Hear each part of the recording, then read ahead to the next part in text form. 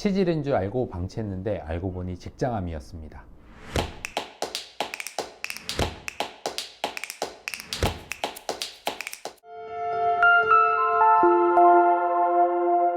선홍색 피와 검붉은 피, 이 두 가지로 크게 대비를 할 수가 있고요. 그 다음에 저는 일단은 대장암보다는 직장암을 위주로 설명을 좀 드리겠습니다. 그러니까 둘 다 배변 후 잔변감이라든지 항문의 불편감, 우리가 양성 질환과 직장암의 어떤 공통점이라고 할 수 있어요. 근데 어떤 피나는 양상이나 이런 것들이 선홍색 피라든지 아니면 검붉은 피 이런 식으로 좀 약간 대비되기는 합니다. 그렇다고 해서 무조건 피 색깔, 뭐 예를 들어서 어떤 환자의 증상 이것만으로는 사실 우리가 딱 진단을 두 개를 딱 구별할 수는 없지만 어쨌든 이런 증상이 있으면 이 두 가지를 항상 우리가 감별해야 된다, 이렇게 아시면 되겠습니다.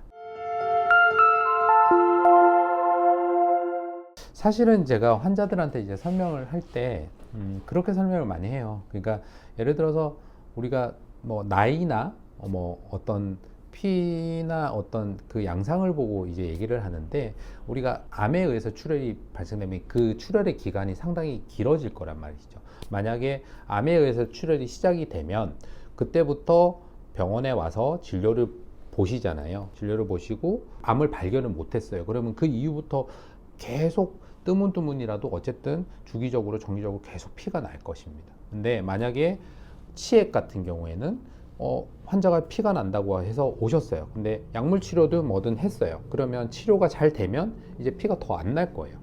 이런 차이가 있거든요.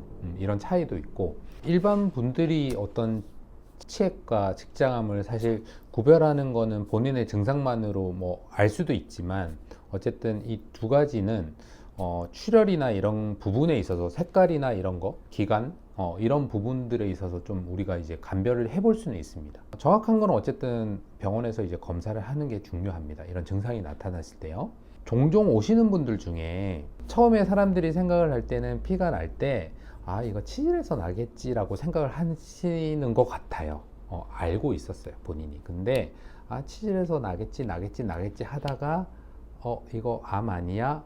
뭐 아니야? 하고 병원에 혹시나 하고 오셨는데 바로 직장 수지 검사하고 이렇게 나오는 경우가 있거든요.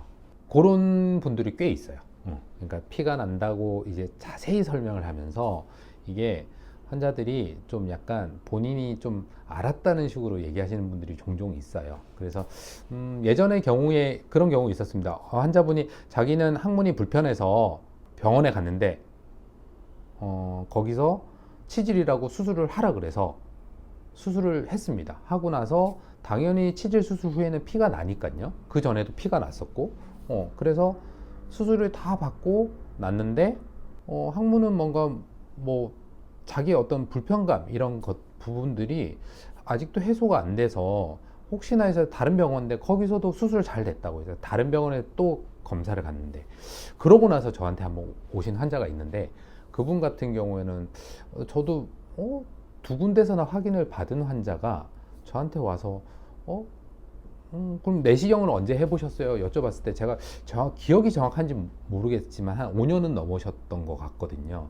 그래서 그러면 한번 제가 항문 이제 검사를 해볼게요 하고, 제가 일단은 항문 직장 수지 검사를 했었는데 바로 뭔가 만져지는 거예요. 그래서 이거는 직장암이다 라고 해서 바로 그때 직장 수지 검사를 해서 바로 보내드렸죠. 그래서 그런 경우도 있었어요. 그래서 이게 환자들이 치액이다, 직장암이다, 이거를 사실은 의사도 환자를 유심히 관찰하지 않으면 헷갈리는데 환자가 구별하기는 정말 쉽지 않거든요.